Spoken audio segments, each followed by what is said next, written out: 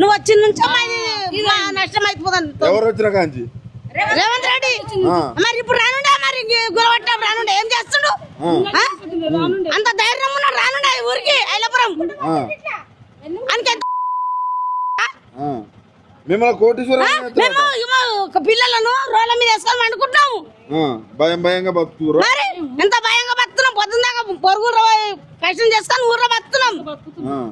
ఊర్లో ఏం కష్టం ఉన్నది? కేసీఆర్ ఉన్నప్పుడు భయం, ఇప్పుడు ఈయన వచ్చిన భయం. కేసీఆర్ ఉన్నప్పుడు ఆయన దండం పెట్టాలి.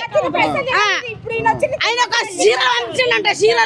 చీరలు లేవు, లంకరంగా లేవు, ఈ బంగారం లేకుండా సరే మాకు పెళ్లి లేకుండా సరే మా ఇల్లు మాకుంటే మేము గంజా నీళ్ళు తాగి బతుకుతాం అంతే. మా పిల్లలు మేము బతుకుతాం. పొరుగుర్ర కష్టం చేసుకొని ఊర్ర బతుకుతున్నాం. ఊర్ర మాత్రం ఏం కష్టం లేదు మాకు. ఊర్ర మాత్రం కష్టం లేదు మాకు. పొరుగుర్ర గచ్చివాడు కష్టం చేసుకొని బతుకున్నారు. ఈ ఊర్ర కాదు. మరి ఆయన చూసుకొని బతుకుతున్నాం మేము. గెస్ట్ హౌస్ చూసుకొని బతుకుతున్నాం మేము. మళ్ళా గెలుస్తా అంటాడు, ఓటేస్తారా మళ్ళీ రేవంత్ రెడ్డి? ఎందుకు అంత కోపం? కోపం అని మీద కోపమే మాకు. ఎందుకు ఇలా వాళ్ళు ఇంట్లో కొడుతున్నాడు? ఎందుకు కొడుతున్నాడు? మరి కేసీఆర్ ఉన్నప్పుడు గొలవట్లేడు. ఎందుకు గొలవట్లేడు? నువ్వే చెప్పు. కేసీఆర్ ఉన్నప్పుడు గొలవట్లేడు ఎందుకు? మార్పు అన్నారు. ఎట్లా ఉందమ్మా రేవంత్ రెడ్డి తెచ్చిన మార్పు? ఎంత మంచిగా ఉంది మార్పు.